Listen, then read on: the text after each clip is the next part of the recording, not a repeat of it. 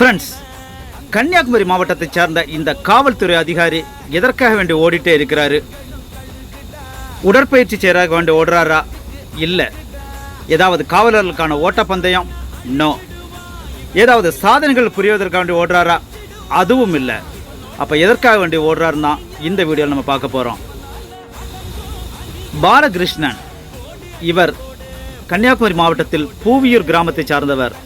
சுமார் 41 ஆண்டுகள் காவல்துறையில் பல பிரிவுகளிலும் பணிபுரிஞ்சு இறுதியாக நேற்று முன்தினம் காவல்துறை போக்குவரத்து துணை ஆய்வாளர் பொறுப்பிலிருந்து ஓய்வு பெற்றிருக்கிறாரு.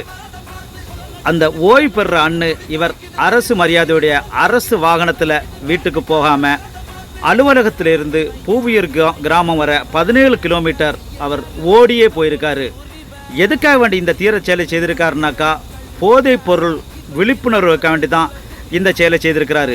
இவரோட அந்த செயலை அவரிடம் பணிபுரியும் காவல்துறை அதிகாரிகளும் மற்றும் அந்த பகுதி மக்களும் மிகவும் வெகுவாக பாராட்டி இருக்கிறாங்க.